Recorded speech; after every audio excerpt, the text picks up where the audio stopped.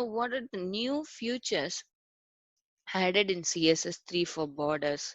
So for this is one of the important question. So for border radius, shadow, and border image. Sorry, all modern browser will support it below. Internet Explorer supports border radius and box shadow. Firefox will support border image. Chrome will support border image, like that. So this is how you need to explain. How will you create round corners using CSS? So I have created. For that, I am just mentioned border radius 25 for Chrome based on the website I have mentioned, and this all the things based on our convenience. So that I have added one div, so that div will become a border style. So next is what is CSS animation. So when animation is created at keyframe, bind to a selector, otherwise animation will have no effect. So you need to bind the animation to a selector by specifying at least these two CSS animation properties. So one is you need to specify the name of animation. Other things you need to mention the duration. This we have already discussed in the my theory part. So next is limitations of CSS. So like ascending by selectors is not possible. No expression, no column declaration is allowed. Pseudo classes are not controlled by dynamic behavior, rules, styles, and generating a specific text is also not possible. Next question would be, in how many ways we can merge a web page? So inline, embedded, linked. So inline is like const attribute, use CSS, applied HTML elements. Embedded is head element, can have style element within the code that can placed. Linked is CSS can be placed in external file and you can linked via link element. So next is, what benefits and demerits do external style sheet have?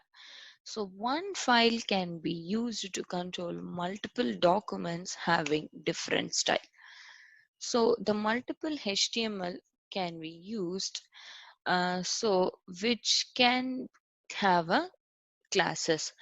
To group styles in composite situation, we can use method as selectors and grouping are used.